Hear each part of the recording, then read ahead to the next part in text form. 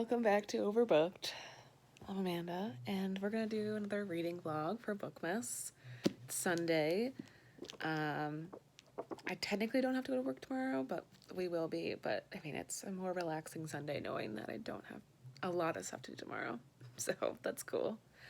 Today, my goal is to read this entire book because I got a ton of books from the library and I haven't even started reading any of them. So my goal is to read this one because it's one of those books. So since it's a newer book, I only get like 14 days to have it.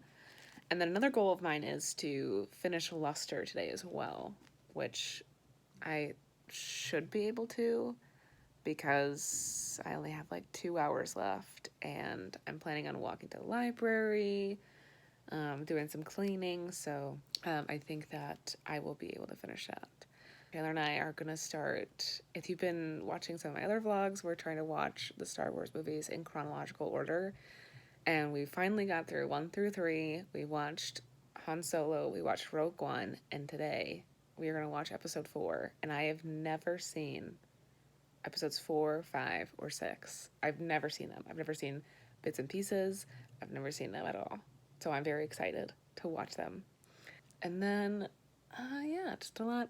That's it. Another vlog, kind of nothing. But we're going to see if I can meet my goals and finish a book. Chandler.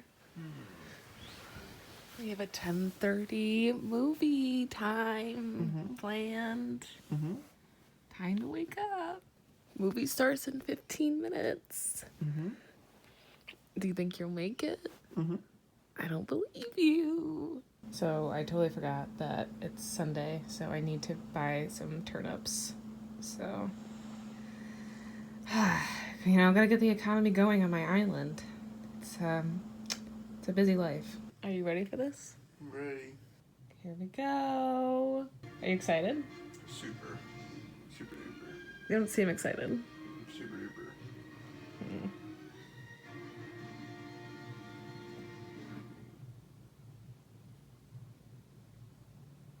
Whew, man.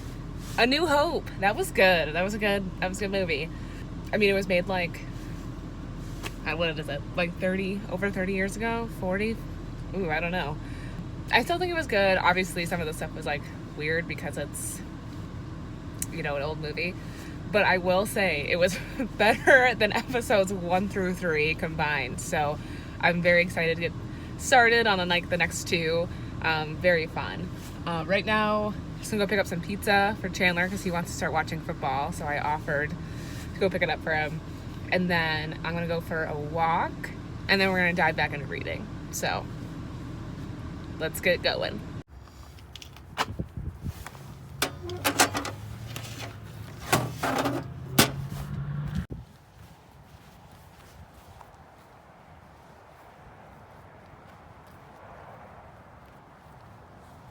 Stuff. I deliver that stuff. Naughty or nice is the Jingle Cruise. Okay, we finished book 1 today, Luster. We just finished that. And man, I don't know how to phrase what I'm feeling because I don't know how to describe the book without spoiling anything really. So I think I've said this many times. Luster is about this young 23-year-old black woman who starts an affair with a white man. And the book documents that complicated journey essentially of their weird and different relationship. And it was very, very cringy at times, but also just so I don't know. There was some relatable parts too where as now someone who's getting into her late 20s is relatable because I know that I have made not the same exact mistakes, but I remember doing things where I'm like, this is fucking cringy. I don't know why I'm doing this. I'm doing it. It's done. I did it. Now I'm going to do something else that's cringy. And you just don't know why you're doing that. And you just are stumbling through life. And I don't know. I thought it was really good. I thought it was a very well-written book. I saw a lot of people kind of compare it to My Year of Rest and something. I can't remember what that book is called, but rest and relaxation, I think. I haven't read that book, but it definitely kind of gives me like, I don't know, I know that book is just about somebody who just doesn't do anything for a year, and it kind of, I can see how they would think that this book reminds them of that. There was a lot of different interesting things that I thought were just well articulated and well like documented and spoken about, especially just her, like the main character being a young Black woman navigating a very white world, navigating this like white married man that she's in this relationship with, and like all of these elements. I just thought it was really well like put together, and like I don't know, I really enjoyed it. I like the writing. I felt like there wasn't like, I mean, there wasn't a ton of like events happening, but it was just like intriguing to read, and I didn't feel like stopping. So very good. So I'm still reading The Transcendent Kingdom, and I got to like page 100 this afternoon, so it's like a 255 page book. I looked it up. So we got so ways to go. So I might start reading this and then maybe get something to eat in a little bit, and then we'll see where we go.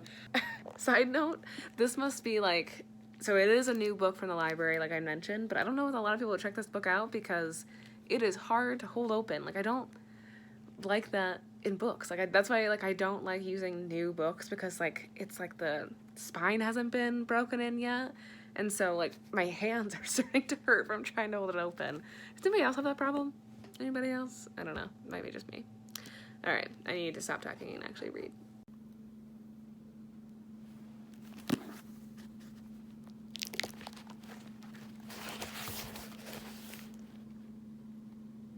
Holy frick. We did it. We finished a book. We finished the whole book. We started from the top, and we got to the bottom all in one day. We finished an entire book in one day. I am so proud of myself. We finished Transcendent Kingdom by Yagazi, and it was amazing. I did not think that this book was going to be that great. I've been seeing this around Bookstagram. I've been seeing this around like BookTube, and I've heard like a lot of mixed reactions. But so this book is about our main character, Gifty, and she is the daughter of two Ghana immigrants, and she lives in America in Alabama, and she is living with her mother and her brother, and what is it? Oh my god. Okay. Honestly, I never actually read the synopsis to this book. So this book is about Gifty, who is, like I said, the daughter of immigrants and lives with her mother and her brother, and she is working on getting her PhD and is studying like neuro brain stuff, essentially a lot of science stuff, essentially trying to figure out what if you can stop somebody from who's addicted to something to stop being addicted, to stop reaching for that thing that they're addicted to. And the thing that pulls her to this research is her brother, who would pass away from a heroin overdose. She doesn't ever come out and say like, oh, this is why I do this research. She mainly says that this research is hard. She wants to do the hardest thing that she can do. But she ties a lot of the stuff that she's doing, like looking at addiction in the brain, to what she knows from her brother. And then she's also struggling with her mother, who suffers from depression and goes through long bouts of just shutting herself in her room, not coming out, not talking, and essentially just shutting down and not wanting to do anything and just feeling like nothing, which they term in the book, and I don't remember what the term was, or could probably pronounce it. And another element that's in the book that I found interesting was her grappling with religion. So she grew up very religious, growing up going to church, you know, believing in God wholeheartedly, taking everything that she learned from the church and committing it to her life. And then when she went away to college and as she studied science more, drifting away from that religion. I really just enjoyed a lot of aspects of this book. I personally related to the mental illness, the depression aspect. I've had somebody in my life go through that, and it's something that I could definitely relate to and I recognized, and that grappling that you're suffering through, or like watching somebody go through as you just sit there, is hard to just come to terms with, I guess. Especially when Gifty, like her mother is in this like depressive state when she's like 11 years old, and she's determined to get her out of this funk herself. Like she's determined that they don't need any help. It's going to be her. Like her sheer will is going to get her through this. And that's just not, that is not possible. And even as an adult, once she's studying the brain and all these chemical things that go on, she still thinks that, like, she still wants to believe that she can pull her mom from this funk. And I think it's this thing that she talks about with, like, religion and science, that, like, both people want to believe in them so bad, right? Like, we want to believe in God, we want to believe in science, but there's some things that neither one of them can ever answer.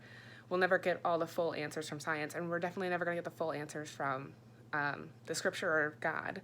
And there's always going to be these missing chunks that we'll never understand, because humans are humans, and we have so many range of emotions and goals and ideas and wants and things in our life that are just so unpredictable sometimes and can't factor into equations and science experiments and into the gospel. So it was just kind of interesting to see how she navigates through this life. And I loved, like, how the book was set up. So she starts, like, she'll, be in the present time where she's in her lab, studying her mice, trying to write her paper, dealing with her mother, and then she'll go back in time and tell us a story from her childhood, when it was, like, the four of them, her brother, her father, her mother, and herself, in their home.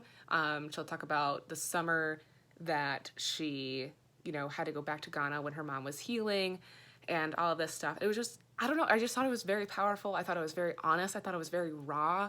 I just found myself relating more to the main character than I thought I would, and, like, a lot of it just made so much sense to me, and it just, yeah. I mean, I obviously cannot relate to being an immigrant and, like, the different complexities that adds to the situation, adds to that climate, or, the fact that she was a black woman in a science field that's dominated by male white men, or white males.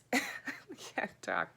So I don't know those kind of things, but dealing with the grappling with religion, the mental health, and taking a summer away to let somebody in your life heal is just something I'm just very attuned to and can relate to very much. And so some of the things that she was talking about just made sense and just really spoke to me. There was one passage that I really super related to, and that was where she journaled a lot. She did a lot of journaling, and she had a boyfriend, and she noticed that he was reading her journal, and so she wrote a passage in there that she knew he would find hurtful, and she was like, it took him 2 weeks to find it. And I used to do that too in my journal when I knew that somebody was reading it, and I would write something hurtful because I knew they were reading it. And I felt like there was just some things, like, that's hard to explain, but, like, it's these things that you can take control of in your life because you have no other control anywhere else. And you just, you want to do something that makes you feel like you're in control and you have power. So I just related to that a lot, and obviously I do not do that anymore, but I just thought this was a really great book. I could see how it's not for some people, but it was definitely for me. I loved it. I thought it was great. It discusses a lot of important things, had a lot of themes going that all connected, I thought, very well. And so if you guys haven't already, I think that attempting to read The Transcendent Kingdom by Yaa Gyasi is something that you should definitely try.